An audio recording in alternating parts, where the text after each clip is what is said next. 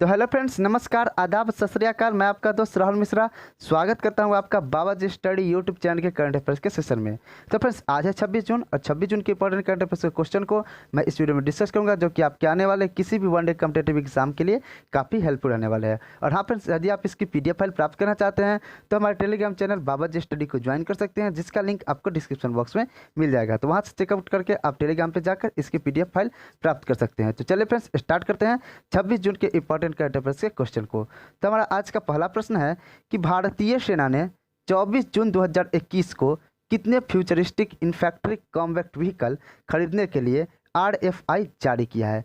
तो भारतीय सेना ने 24 जून 2021 को 1750 फ्यूचरिस्टिक इन्फैक्ट्री कॉम्बैट व्हीकल खरीदने के लिए RFI जारी किया है।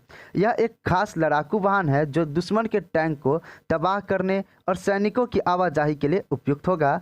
सेना का कहना है कि वह इन वाहनों को पूर्वी लद्दाख के साथ साथ रेगिस्तानी और पहाड़ी इलाकों में तैनात करना चाहती है।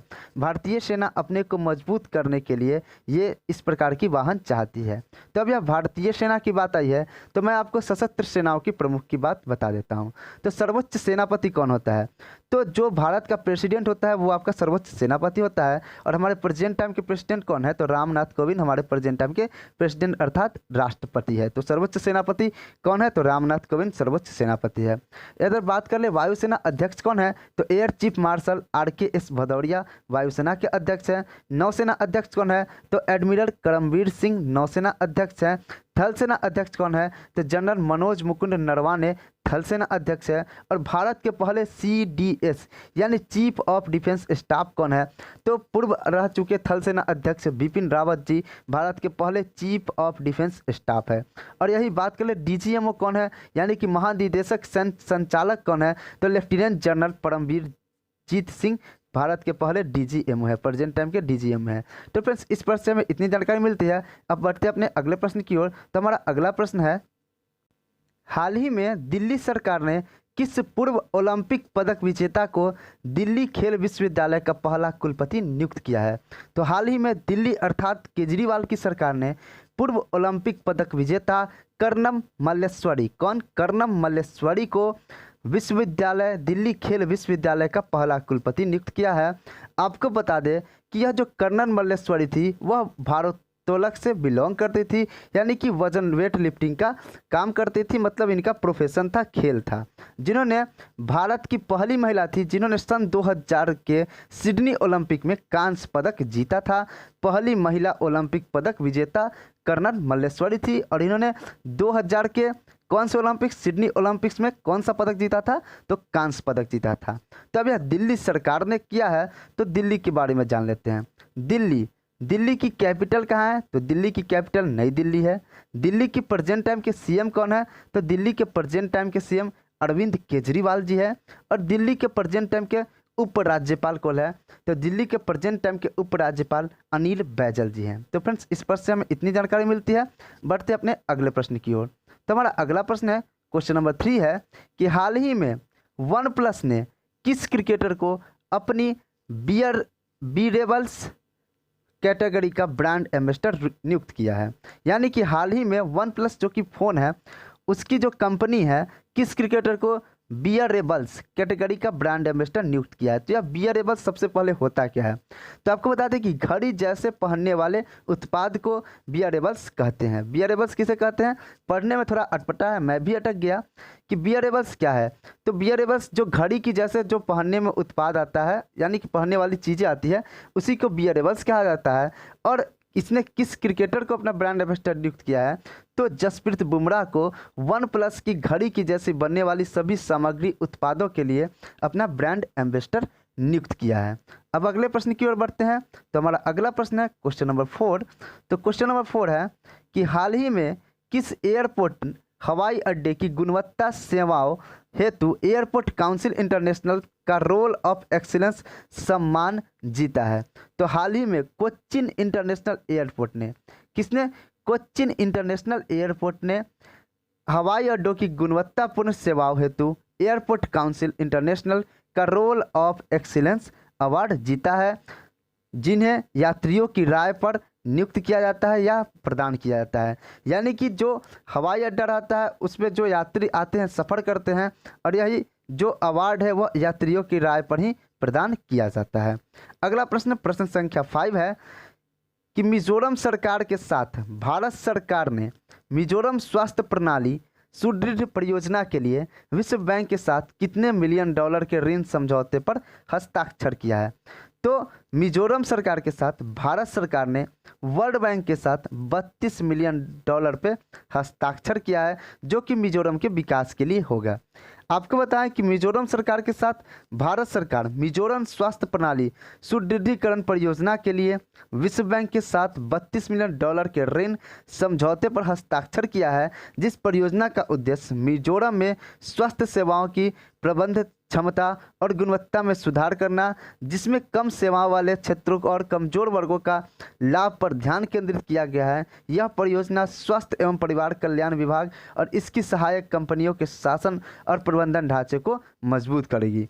और मिजोरम के बारे में आपको एक इंटरेस्टिंग फैक्ट बता दूं कि मिजोरम सरकार ने हाल ही में ज़्यादा बच्चा पैदा करने वालों को 1 लाख रुपए देने की घोषणा की है मिजोरम के खेल मंत्री ने। तो आपका काम है कि आप उस खेल मंत्री का नाम कमेंट बॉक्स में डालना है कि मिजोरम के प्रेजेंट टाइम के खेल मंत्री कौन है जिसने 2 से ज़्यादा बच्चा पैदा करने पर 1 लाख रुपए की पुरस्कार की घोषणा की है। तो अब यह खबर सुन के तो बहुत लोग चल पड़ेंगे कि चलो भाई मिजोरम चलते हैं। ऐसा मत करना, आराम से पढ़ना। अगला प्रश्न है, 6 नंबर प्रश्न है कि अंतर्राष्ट्रीय नाविक दिवस, जिन्हें international day of seafarer के नाम से भी जाना जाता है, निम्न में से किस दिन को मनाया जाता है। तो अंतर्राष्ट्रीय नाविक दिवस प्रतिवर्ष संपूर्ण विश्व में 25 जून को मनाया जाता है।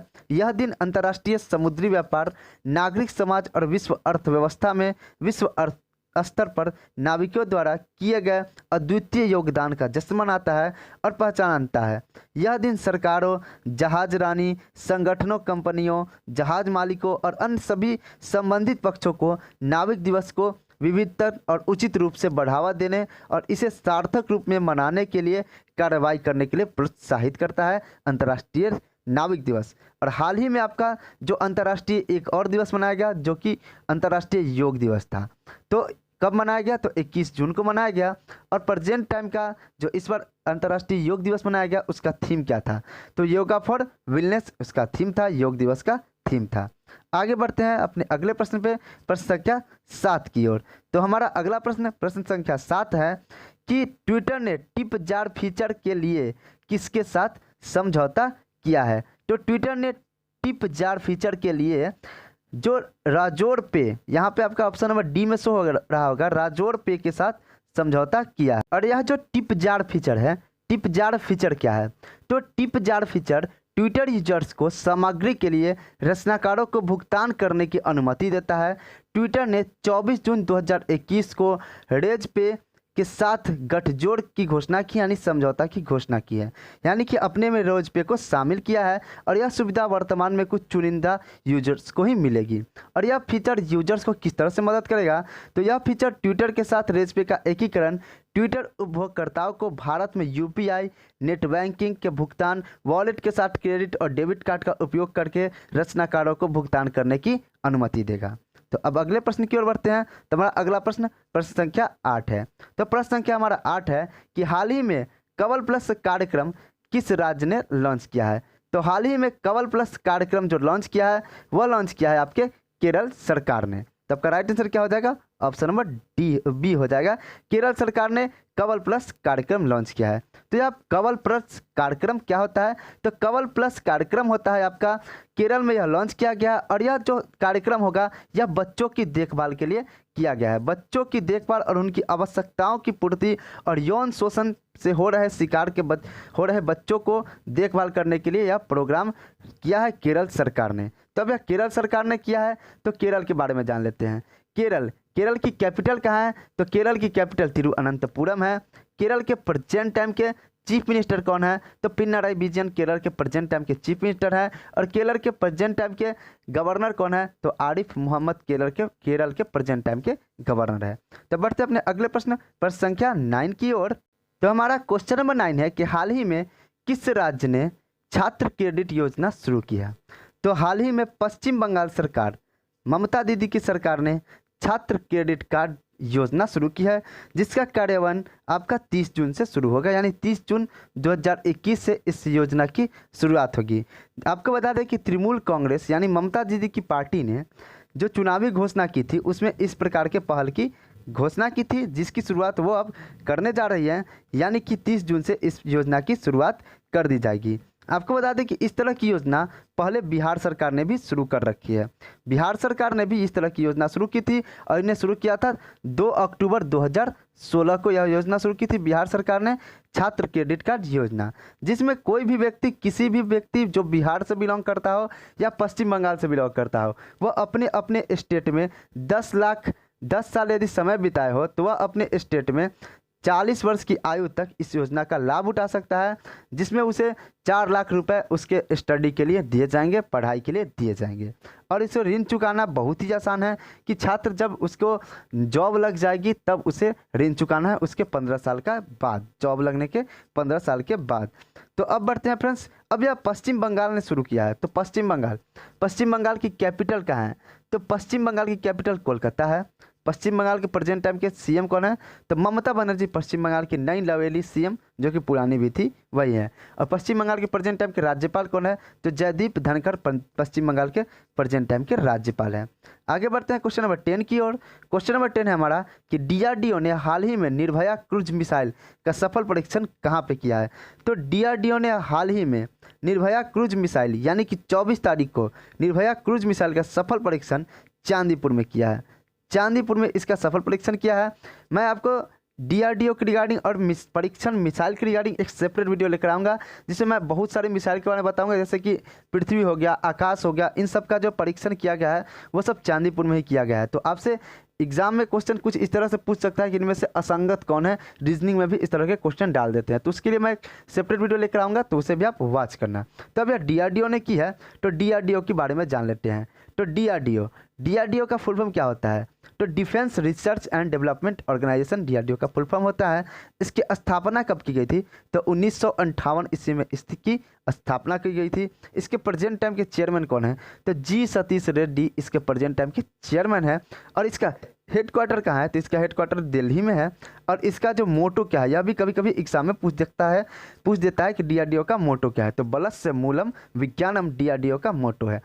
तो फ्रेंड्स, मैं उम्मीद करता हूँ कि आपको यह सेशन काफ़ी पसंद आया होगा, और अगर पसंद आया तो हमारे इस वीडियो को लाइक, चैनल को सब्सक्राइब करके वीडियो को एक लाइक और एक शेयर जरूर कर दें। तो फ्रेंड्स, मिलते हैं फिर अपने नेक्स्ट सेशन में। तब तक के लिए जय हिंद, जय भारत, वंदे मातरम।